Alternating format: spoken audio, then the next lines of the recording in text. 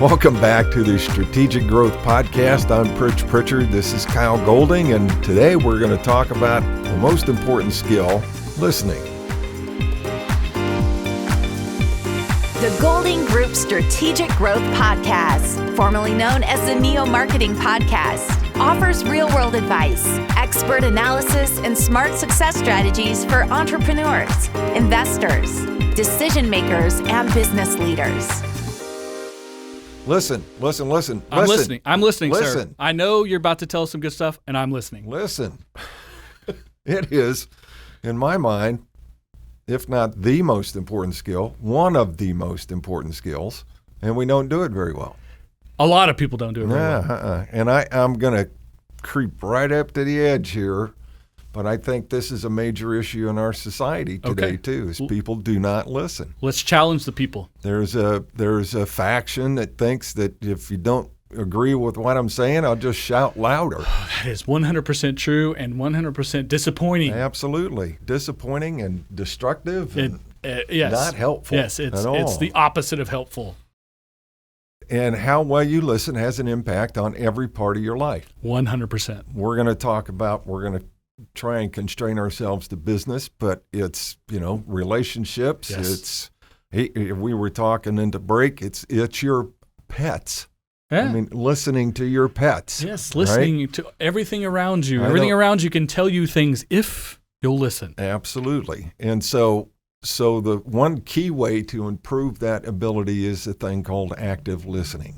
I'm sure you've heard of it. I'm sure many of our folks It makes have. perfect sense, right? Be active in your listening. You can't go wrong with that. Absolutely. It's where you make a conscious effort not just to hear the words, but to comprehend the meaning of the whole thing. Comprehension being the key. Absolutely.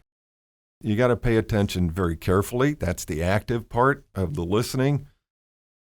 Can't allow yourself to be distracted. There are distractions everywhere, all the time. In business, we often call it noise. There's noise everywhere that is intentionally trying to distract you. Absolutely. And the most egregious of that is formulating your counter argument before the speaker has finished speaking. Right, because you're not listening to what they're saying. You're thinking about what you were going to say instead. Yep. And I think on this podcast we model active listening. The step one is pay attention, right?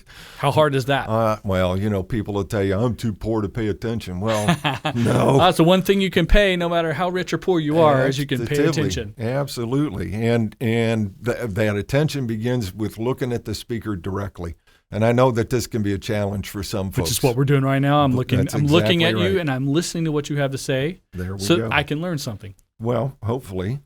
And put aside distracting thoughts. I think, when we get in this mode, we're just thinking about the podcast. We're thinking about how we can help our listeners and our viewers. But there are, as we know, so many distractions in a day. Worried about getting the car, getting to the shop, worried about whether or not you're going to have enough gas to get to your next stop. Right. Or the dog's going to need their vaccinations. So it's real easy to be distracted. You have to physically turn off that put a wall up between you and that distraction. If it's important, if it's valuable, then why wouldn't you pay attention to it? You have to prioritize, right? There are things in the world that are extremely important and valuable, and you use them on a daily basis, and it's part of your success process. And there's a ton of other stuff that's it's entertaining or it's just it's just time consuming in a time burning kind of way. Right. Those are low priorities. Right. So why would you let low priority things creep up into the high priority things? Can't be successful that way. I think that, and we'll go back to what we said earlier, one of the biggest distractions in terms of active listening, in terms of paying attention, is formulating your rebuttal before the speaker has ever finished. And it's such human behavior. Being aware of it, though, I think can help you overcome that. I think, like you just said, being aware and then being active in your understanding of listening before responding it's an attitude and a change in your process. But if you can get there, you will find that you do hear more and learn more. And you probably also find that a conversation that would have been an argument can actually come to, we have more in common than unalike. Absolutely. And body language is part of that too. Paying attention to body language. Is somebody open? Are they excited? They're using their hands, or are they sitting there like this? Yeah, they closed off, right? Yeah. So I think that's important. So number 2, show you're listening. How do you do that?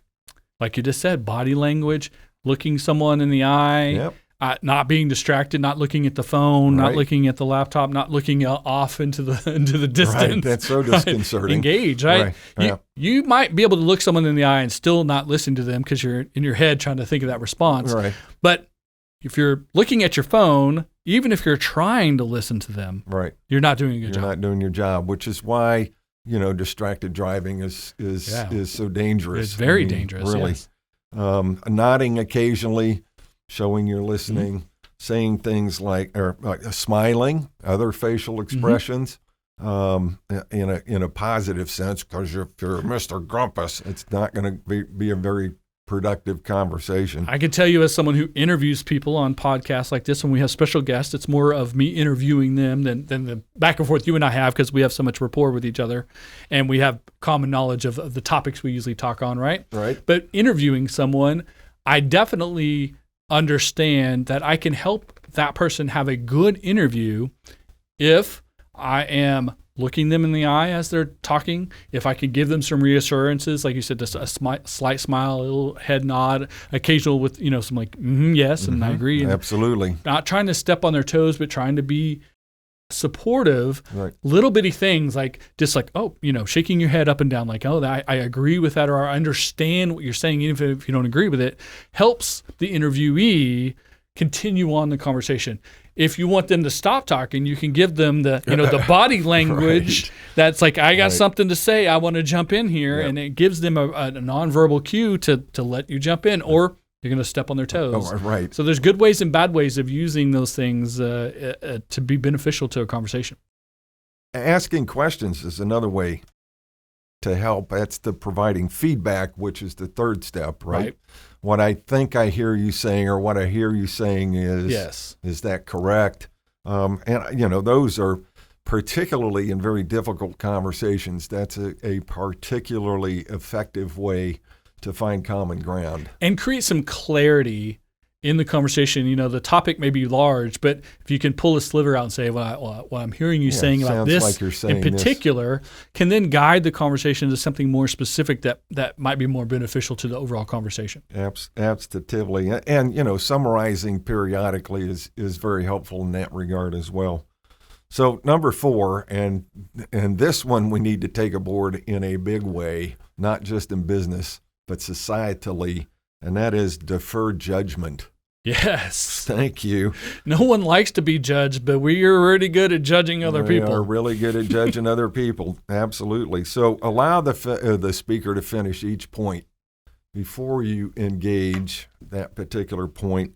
Don't interrupt with counter arguments. I mean, if you interrupt the speaker, it's counterproductive on many different levels. I mean, it frustrates the speaker. It limits the chances for common ground. Right. It does so many destructive things. Once it becomes adversarial, it goes back to you're not communicating with each other. You're simply making point counterpoint. Talking over each other. There's no productivity in that. Yep, that's right. And I can't remember if we said this at the beginning, but so often today in our society, we see people who, if you don't agree with them, they just shout louder. There's no attempt to listen. No.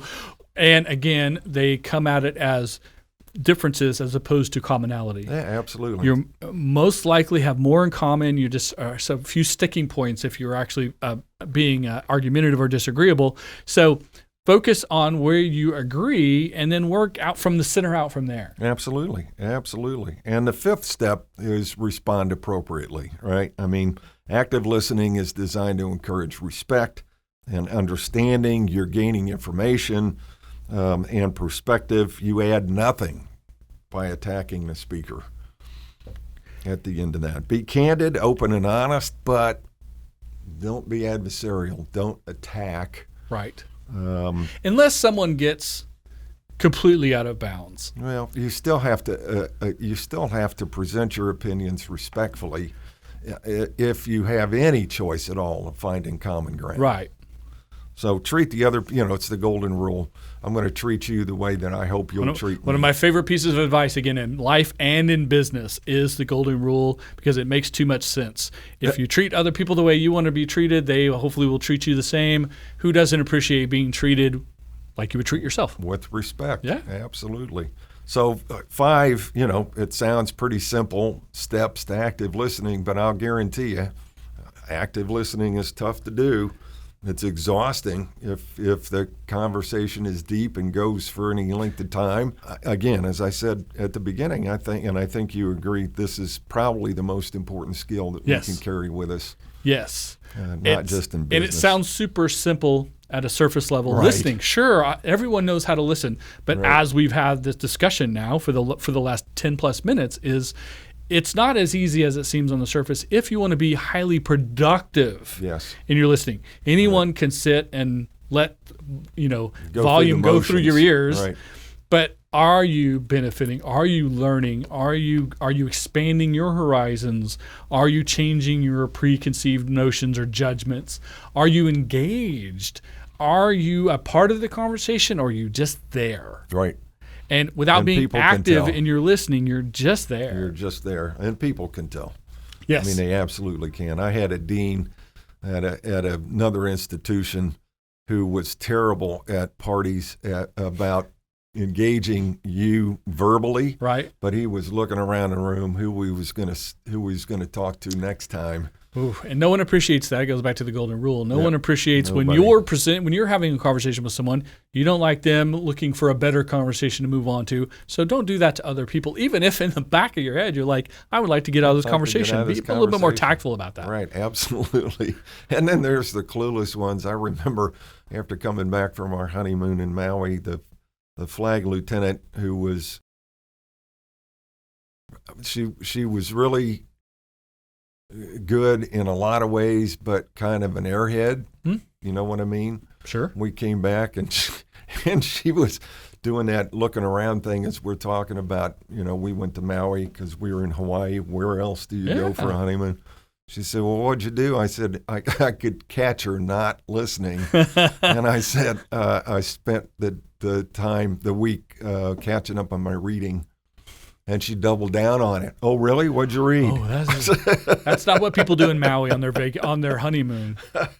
So it's it is a really important skill, even in those moments. Right. Because here, all these years later, I still remember that interaction. If you're a poor listener, you may present yourself as less intelligent or articulate than you think you are. Absolutely. Yeah, it can be your downfall. So there you go. 5 seemingly simple steps that'll take a little bit of effort, but we guarantee you if you put the effort in, it's going to be beneficial to you, and you'll get it back manyfold.